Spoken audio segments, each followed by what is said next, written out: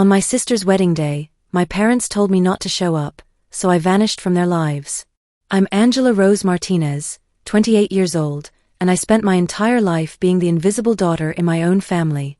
Always second best to my sister, their golden child. Every attempt I made to earn their love felt like shouting into an empty canyon. But I kept trying, desperately hoping for that one moment when they'd finally see me. The night before her wedding in Millbrook, Georgia, I accidentally dropped a box of centerpieces I'd spent weeks crafting. Delicate glass arrangements I'd poured my heart into during countless sleepless nights. It was an honest mistake, but my parents, who'd always treated her like royalty and me like a burden, went nuclear. Standing in our kitchen, their faces twisted with years of hidden resentment. They cornered me like predators. "You've destroyed everything again, Angela," my mother hissed, her voice sharp with decades of suppressed anger. My father nodded coldly, adding the words that shattered my world: "The best wedding gift you could give your sister would be to disappear from our family forever." Those words hit me like a sledgehammer to the chest. My heart pounded, a mix of rage and betrayal I'd buried for too long finally erupting. How could the people who were supposed to love me unconditionally wish me gone just to protect their precious favorite?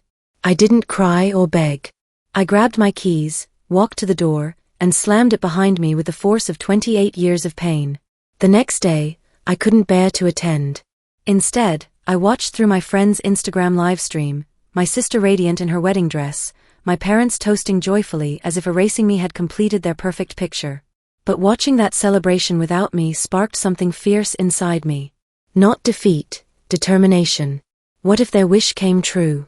What would happen when the daughter who held everything together simply vanished? So I made it real. I packed my life into 2 suitcases, sold my condo, froze our joint accounts, and disappeared from Millbrook without a trace. If you want to know how my family reacted when they realized I was actually gone, or what dark secrets surfaced in my absence, keep reading. This is my raw story of breaking free from people who never deserved my loyalty. Growing up in Millbrook, Georgia, our family looked picture-perfect from the outside, a charming colonial house with white shutters where neighbors assumed we were living the American dream. But behind our polished front door, the reality was a carefully orchestrated nightmare of favoritism that slowly poisoned my childhood. My parents, Catherine Rose Bennett and Robert James Bennett, owned Bennett & Associates, the most respected accounting firm in town. Catherine handled client relationships with her razor-sharp intellect and organized charity galas that made the local newspaper. Always impeccably dressed, never a hair out of place. Robert managed the finances with quiet precision, supporting every decision she made, including how they raised their 2 daughters with drastically different rules. From my earliest memories, my sister Samantha was the sun they revolved around. 4 years older, she excelled at everything effortlessly: honor roll, varsity tennis, student body president. Catherine would beam at dinner, recounting Sam's latest triumph. "Your sister's destined for greatness," she'd announce, while Robert nodded approvingly. "She's got that winner's instinct we always prayed for." I tried desperately to earn the same praise. I practiced violin until my fingers bled, joined the debate team, even won a regional art competition at age 9. When I brought home the blue ribbon, Catherine barely glanced up from her newspaper. "Nice hobby, Angela, but Samantha just got accepted into the advanced calculus program. That's what opens doors." The constant comparisons became my normal. Every childhood conflict was resolved in Sam's favor. If we fought over the TV remote or the last piece of chocolate cake, Catherine automatically sided with her golden child. "Angela, stop being selfish. Your sister was here first," became her standard response. Robert would pat my shoulder later, whispering, "Keep the peace, sweetheart. Family unity matters most." By middle school, I learned to make myself small, avoiding attention to dodge inevitable criticism. But the attacks only intensified. Catherine monitored my appearance like a fashion police officer. "Angela, that dress makes you look frumpy. Change before we leave," she'd snap at breakfast. I was perfectly average-sized, but her words made me question every reflection. When I expressed interest in graphic design during high school career day, Robert frowned. "Why not accounting like us? Samantha's already interning at the top firm in Atlanta." Their disappointment was palpable whenever I chose my own path. High school amplified the favoritism to cruel extremes. Samantha graduated valedictorian, her acceptance to Emory University celebrated with a massive family party. Catherine and Robert drove her to campus, posting Facebook photos captioned, "Proud parents of a future CEO." I stayed behind, enrolling at the local community college to save money and help at their firm after classes. But helping meant being their unpaid secretary, filing papers, answering phones, and covering reception whenever they needed a break. My dating life suffered because my schedule revolved around their demands. One relationship ended after Catherine grilled my boyfriend over dinner. "He seems nice, but lacks drive." "Nothing like Samantha's fiancé," she announced loudly enough for him to hear. He never called again. After graduation, I landed a marketing position at a boutique agency downtown. The pay was decent, and I rented a small apartment just blocks away, close enough to be available when they inevitably called. But availability became obligation when Catherine's health issues started. Her migraines and dizzy spells, which doctors called stress-related, became my responsibility. "I can't drive like this, Angela. You need to take me to appointments," she demanded, though she managed fine when Samantha visited. Robert reinforced every request. "Your mother depends on you. Family comes first." Meanwhile, Samantha thrived in Atlanta as a marketing executive, visiting maybe twice a year and staying at expensive hotels. During her brief trips, she transformed our family dinners into her personal spotlight. Catherine and Robert hung on every word about her promotions and business trips while I served the meal and cleaned up, invisible once again. I sacrificed bigger opportunities, turning down a dream job in Miami because Catherine's arthritis flared up. "We need you here," Robert said, though they never needed me for anything joyful. Last winter, I converted my guest room into Catherine's recovery space, working from my kitchen table while she barked orders from my own bed. Despite the constant inequality, I threw myself into planning Samantha's wedding, convinced this would finally prove my worth. That shattered box wasn't the real problem, it was the excuse they'd been waiting for to say what they'd always felt. Their explosion that night wasn't about decorations. It was about finally admitting I'd never belonged in their perfect family picture. Samantha's wedding was supposed to be my redemption, the moment I'd finally earn a place in my family's hearts. Samantha Rose Carter was marrying Brandon Michael Hayes, a successful investment banker from Atlanta, and I poured everything into making their day absolutely perfect. For 6 months, I became a one-woman wedding planning army. I researched vendors until my eyes burned, negotiating with the caterer to serve Samantha's favorite dish, honey-glazed salmon with wild rice, no spices because Catherine had a sensitive stomach. I spent countless evenings calling florists, finally choosing white roses and eucalyptus because Sam had pinned similar arrangements on Pinterest years ago. The guest list was a nightmare. Catherine insisted on inviting every prominent family in Millbrook's social circle. I tracked down addresses for 150 people, following up on RSVPs like a detective to avoid any embarrassment. I designed custom invitations myself, staying up until 3 a.m. to get the calligraphy perfect. Every detail was my silent plea for acceptance. I booked the venue, a restored antebellum mansion on the outskirts of town, and secured photographer Rachel and Morrison, who gushed about how stunning Samantha would look. Rachel barely acknowledged my existence, focusing entirely on discussing my sister's beauty and poise. Samantha remained mostly absent, too busy with her high-powered career to care about details. She'd text brief approvals, "Looks good," or "whatever you think is best," leaving me to handle the stress alone. When she did visit, Catherine and Robert transformed into adoring parents, peppering her with questions about dress fittings and Brandon's latest promotion while I cleared dishes in the background. I tried once to share my ideas about the ceremony music, but Catherine cut me off sharply. "Angela, focus on execution, not creative input. That's Samantha's department." Robert nodded, his attention fixed on our golden child, who didn't even glance my way. The criticism grew sharper as the wedding approached. Catherine called one morning, her voice ice-cold. "Angela, your emails to the florist sounded amateurish. I had to rewrite them." I'd crafted those messages carefully, but I just apologized, my confidence crumbling. Robert wasn't any kinder.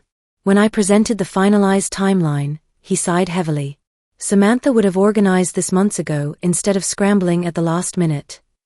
I dipped into my savings, money I'd been saving for a marketing certification program, to buy Samantha a vintage pearl necklace worth $1,800. I imagined her surprise, maybe even gratitude, in front of everyone.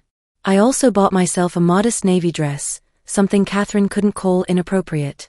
I practiced my smile in the mirror, rehearsing the role of supportive sister even though I felt like hired help. When I called Samantha to confirm her arrival time, she actually seemed touched. "You've done so much, Angie. Mom and Dad must be thrilled." For a moment, I believed things might change. But Catherine's daily calls grew more demanding. "Make sure the linens are properly pressed, or don't let guests park on the lawn." Robert added his own pressure. "The sound system better work perfectly. Samantha's vows need to be heard clearly." The night before the final vendor meeting, exhaustion consumed me. I presented Catherine and Robert with my comprehensive wedding binder, every contract, receipt, and timeline meticulously organized. Catherine flipped through it dismissively. "This is adequate, but it doesn't meet Samantha's standards," she said, handing it back like contaminated trash. Robert barely looked. "Let's hope you don't mess up tomorrow." Their dismissal cut deeper than usual. No matter how much I sacrificed, it would never be enough. I went to bed that night replaying their words, my chest heavy with a toxic mix of anger and desperation. Why was I still trying to prove myself to people who'd already decided I was worthless? The wedding was supposed to showcase my capabilities, prove I could contribute meaningfully to their perfect family image. But every ignored suggestion, every sharp criticism built an impenetrable wall between me and that fantasy. I didn't know then that the next day's incident would be their final excuse to cast me out permanently. The morning before Samantha's wedding, I woke up with that familiar knot in my stomach, the same anxiety that had plagued me since childhood whenever I had to face my parents' judgment. I'd been awake since 5 a.m., triple-checking my lists and loading my car with the final decorations. Everything had to be flawless. I drove to their house that afternoon carrying the last box of table centerpieces, those delicate crystal arrangements I'd handcrafted over dozens of late nights. My hands were shaking from exhaustion and caffeine, but I was so close to pulling off the perfect wedding. Maybe this time, they'd finally see my worth. But as I walked through their front door, I realized with horror that one centerpiece was missing. In my sleep-deprived state, I'd left the final piece on my kitchen counter. Before I could even explain, Catherine's eagle eyes spotted the incomplete set. "Angela, where's the rest?" she snapped, her voice cutting through the house like a knife. Robert, sitting in his leather recliner with his morning coffee, looked up with that familiar expression of disappointment I'd seen 1,000 times. "I forgot one piece at home." "I'll get it right now," I started, but Catherine exploded. "You forgot," she screamed, her hands slamming on the granite countertop. "You're always screwing things up. This is Samantha's wedding, not some amateur hobby project you can half-ass." The words hit like physical blows, echoing years of criticism I'd tried to ignore. Robert stood up, his voice low but venomous. "We've been patient with you, Angela, but this is unacceptable. You're embarrassing us. Again." I tried to defend myself, explaining how I'd been juggling everything alone, working 18-hour days to make their princess's wedding perfect. But Catherine wasn't listening. "You're careless. You've always been careless," she hissed, her face twisted with disgust. "Samantha would have had this organized perfectly months ago." That's when I noticed Samantha standing on the staircase with Brandon, both dressed for their rehearsal dinner. I looked at her desperately, silently begging for one word of support, one acknowledgement of my months of sacrifice. But she just stared at the floor, her silence more devastating than her parents' screams. Brandon shifted uncomfortably, studying his phone like it held the secrets of the universe. The room felt like it was closing in as Catherine's voice reached a new level of cruelty. "You know what, Angela? We've tolerated your failures long enough. The greatest gift you could give Samantha for her wedding would be if you just disappeared from our family permanently." Robert nodded grimly. "It's time, Angela. You simply don't belong here." The words detonated in my chest like grenades. Each syllable confirmed my deepest fear: I had never been wanted. Patricia Williams, Catherine's friend from church who was arranging flowers for the rehearsal, froze mid-motion, her eyes darting between us. She offered no defense, just a pitying look that somehow hurt worse than their rage. My vision blurred as fury and heartbreak collided. My hands trembled as I clutched the box, every fiber of my being wanting to scream back at them, to unleash 28 years of suppressed pain. But something else took over, a cold, crystalline clarity. They meant every word. This wasn't about a missing centerpiece. This was about years of seeing me as their burden, their disappointment, their mistake. "Fine," I said, my voice surprisingly steady despite the earthquake inside my chest. You'll get your wish. I set down the box of centerpieces, those beautiful pieces I'd created with love they'd never appreciate, and walked toward the door. Behind me, I heard Catherine mutter to Robert, finally. Now we can focus on what really matters. I grabbed my keys from the hall table and walked out, slamming the door so hard the windows rattled. The sound echoed like a gunshot, marking the end of everything I'd ever known. I sat in my car for 10 minutes, hands gripping the steering wheel, their words playing on repeat. Disappear from our family permanently. The cruelest part? They'd said it like they'd been thinking it for years, just waiting for the right moment to strike. That night, I couldn't sleep. Instead, I sat at my kitchen table staring at my laptop, their rejection burning like acid in my veins. Why had I wasted my entire life trying to love people who wished I'd never been born? The next day, I couldn't face watching Samantha's wedding. My coworker Jenny live-streamed it on Facebook, and I watched on my phone, Samantha glowing in her designer gown, Catherine and Robert toasting with champagne smiles as if my absence had finally made their family complete. But instead of breaking me, that image ignited something powerful. If they wanted me gone, I'd make it permanent. That night, I started planning my disappearance. And trust me, they had no idea what they'd just unleashed. I didn't sleep for 3 days after their ultimatum. Instead, I sat in my apartment planning the most thorough disappearance Millbrook, Georgia had ever seen. If Catherine and Robert wanted me gone, I'd give them exactly what they asked for, but on my terms. My first call was to my boss at Creative Edge Marketing. I need to take personal leave, I told him, something I'd never done in 5 years. Then I contacted a real estate agent who specialized in quick sales. My downtown condo was worth $180,000, but when agent offered $155,000 cash with a 2-week closing, I didn't hesitate. Speed mattered more than profit now.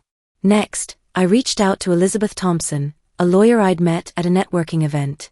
Sitting in her downtown office, I laid out the whole story, the years of being treated like a second-class citizen, the public rejection, the missing centerpiece that became their excuse to finally say what they'd always felt. I want to disappear completely, I told her, my voice steady despite the chaos in my heart. Not just leave town, but start over entirely. What do I need to know legally? Elizabeth leaned back, studying me carefully. Angela, this is a major decision. Are you sure you don't want to take some time to process everything? I shook my head firmly. I've given them my entire life. I'm done waiting for them to change. She nodded, outlining my options. You're an adult. You can relocate anywhere without notification. But those joint accounts with your parents could be problematic if you withdraw everything. I explained how the accounts were set up for family expenses, mainly my contributions toward Catherine's medical bills and household costs over the years. Elizabeth suggested freezing them and establishing a trust to protect the funds for their intended purpose. Within days, I was in motion. I met with another attorney, David Coleman, who specialized in financial planning. He reviewed the joint accounts, whistling softly at the numbers. You've been the primary contributor for years, he observed. Freezing them protects everyone, they can't misuse the funds, but legitimate expenses are still covered. I opened new accounts under my name alone, using a P.O. box in the neighboring town for privacy. The next morning, I called my boss again, this time to resign.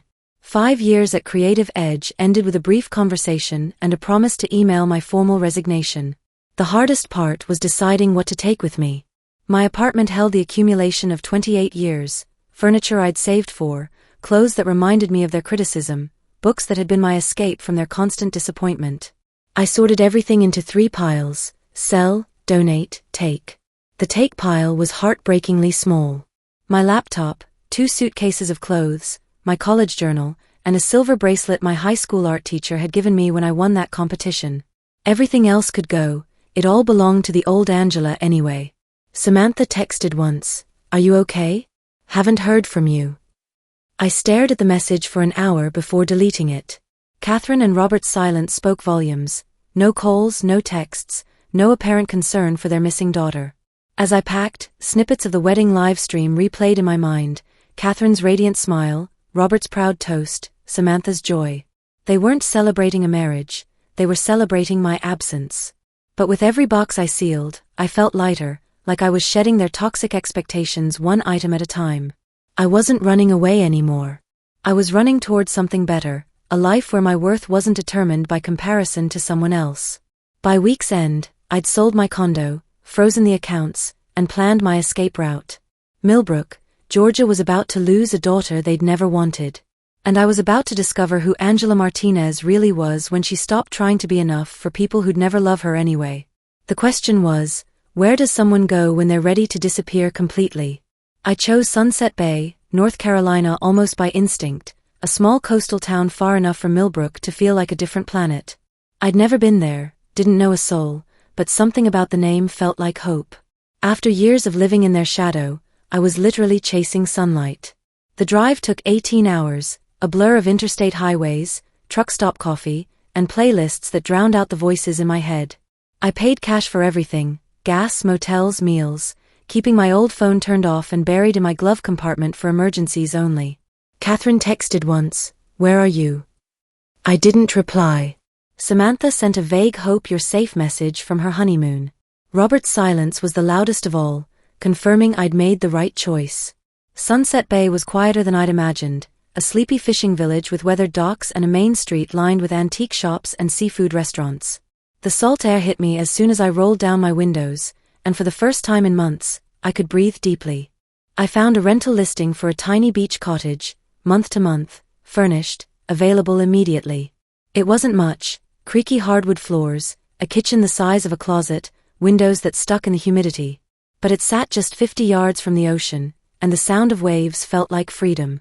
I signed the lease as Lane Martinez, using my middle name to mark this fresh start. It wasn't about hiding, it was about becoming someone new, someone who belonged to herself instead of disappointing others. Setting up my freelance marketing business under Lane Martinez felt revolutionary. I created a simple website showcasing my skills and started hunting for clients on remote work platforms. Within a week, I'd landed 3 small projects: a logo design for a bakery, social media campaigns for a boutique hotel, and website copy for a local artist. The work felt intoxicating, each project a reminder that I could create value without family approval. Sunset Bay had a rhythm that slowly healed something broken inside me. I started each morning with coffee on my deck, watching fishing boats head out in the pre-dawn darkness. I'd work until noon, then walk the beach, collecting shells and letting the waves wash away years of accumulated pain. At Captain's Catch, the local diner, I met Sofia Elena Rodriguez, the owner. Sofia was in her early 50s with silver-streaked hair and laugh lines that spoke of genuine happiness. She poured my coffee with a warm smile. "New face around here. Sunset Bay's perfect for fresh starts. Half our residents came here running from something." Her casual acceptance caught me off guard. No probing questions, no judgment, just kindness. I became a regular, working on my laptop in the corner booth while Sophia's homemade fish tacos became my comfort food. But 3 weeks into my new life, the past came hunting for me. My old phone buzzed with a voicemail from Catherine, her voice dripping with manipulation. "Angela, where are you? This isn't how family behaves. You're being selfish and cruel." Michael followed with a text designed to guilt me back. "Your mother's in the hospital. You need to come home immediately." My heart lurched, not with worry, but with recognition. This was their classic playbook: create a crisis to regain control. I didn't call back. Instead, I contacted David Coleman to check the trust status. He confirmed the accounts were secure, covering Catherine's prescriptions and utilities, but she tried withdrawing $8,000 for emergency medical expenses without proper documentation. The request had been denied. The next day, I received an email from Dr. Patricia Lynn Hayes, Catherine's physician. "Angela, I can't share specifics due to privacy laws, but your mother's condition is stable. Her hospitalization was precautionary, more anxiety-related than physical. A panic attack, not a heart attack. Catherine was fine, just manufacturing drama to drag me back into their toxic web." As I sat on my cottage deck that evening, watching the sunset paint the sky in shades of pink and gold, I felt something I'd never experienced before: complete peace with my decision. They weren't worried about me, they wanted their emotional punching bag back. I was done being their scapegoat. But they weren't done trying to destroy me, and what they did next would test every ounce of strength I'd found in my new life. A month into my new life in Sunset Bay, The family I'd escaped launched a full-scale war against my reputation. What started as private manipulation escalated into public character assassination, proving they'd rather destroy me than admit their own failures. It began with Jessica's email, subject line reading, "Please come home." She wrote, "Angela, I had no idea how bad things were between you and Mom and Dad. They were completely out of line, but they're struggling now. Please call. We can work this out as a family." Her words sounded sincere, but they rang hollow. She'd witnessed their favoritism for years without saying a word. During that final confrontation, she'd stood silent while they verbally eviscerated me. Now she wanted to play peacemaker? I read her message 3 times, searching for genuine remorse, but found only convenient timing. I didn't reply. The real attack came through social media. Catherine posted on Millbrook's community Facebook page, crafting a narrative that painted me as a vindictive thief. "My youngest daughter has abandoned our family and stolen our savings, leaving us unable to pay for basic necessities. We gave her everything, and this is how she repays our love." Robert backed her up in the comments, writing, "We trusted Angela with our finances, and she betrayed that trust completely.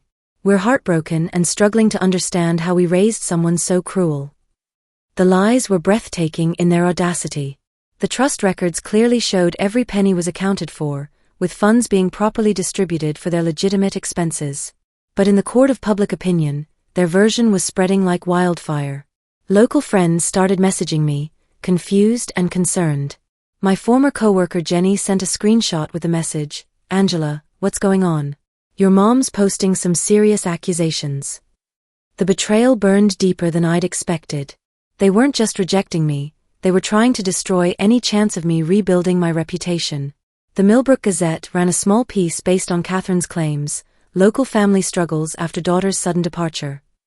The article quoted her extensively, "Angela left us destitute after ruining her sister's wedding. We don't understand how someone could abandon family in their time of need." I forwarded everything to David Coleman, who immediately drafted a legal response. "Let them keep digging," he advised grimly.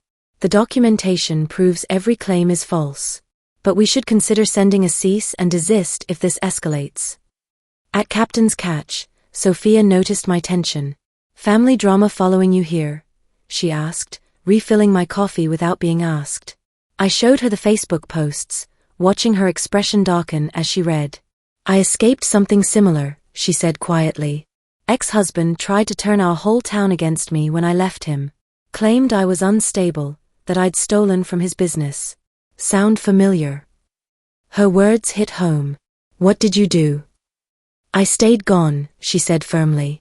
"Asked myself, if I go back, what changes? The answer was nothing.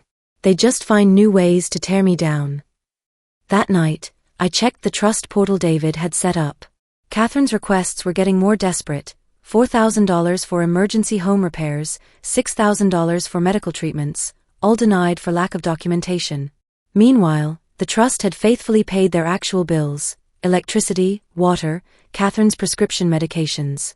They weren't destitute, they were lying. I crafted one carefully worded email to Dr. Hayes: "Thank you for your previous update. The trust continues covering all legitimate medical and household expenses. Please focus on addressing my mother's emotional health, as that appears to be the root issue here." Then I did something that felt both terrifying and liberating. I blocked their numbers. Catherine's manipulation, Robert's guilt trips, even Samantha's half-hearted attempts at reconciliation, I deleted them all from my phone. The smear campaign continued for weeks. A family friend forwarded me a particularly vicious post where Catherine claimed I'd stolen their retirement savings and abandoned them to poverty. But something strange happened as I watched their lies multiply. I stopped caring. My freelance business as Lane Martinez was thriving. Clients praised my creativity and professionalism, qualities my own family had never recognized. I joined Sophia's book club, where I met people who knew nothing about the disappointing daughter narrative that had defined me for decades. One evening, walking along the beach as dolphins played in the surf, I realized something profound: their attempts to destroy me were actually setting me free. Every lie they told revealed their true character, not mine.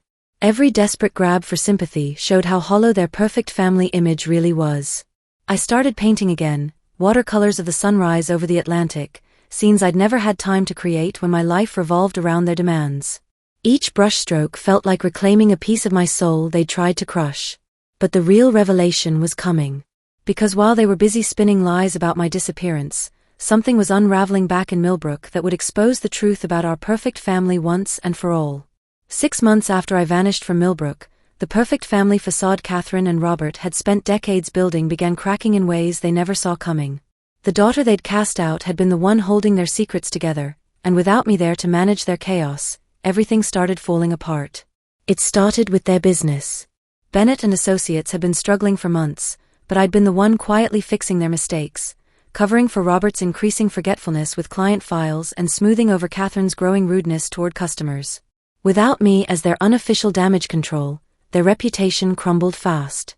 David Coleman, my lawyer, called with updates that felt like karma. "Your parents' accounting firm is under investigation," he reported. Apparently, there were irregularities in several client accounts, missing funds, improper documentation. The state board's involved now. The irony was delicious.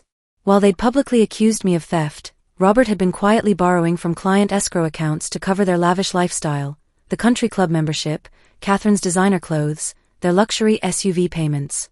I'd been balancing their books remotely for years, never realizing how deep their financial holes ran.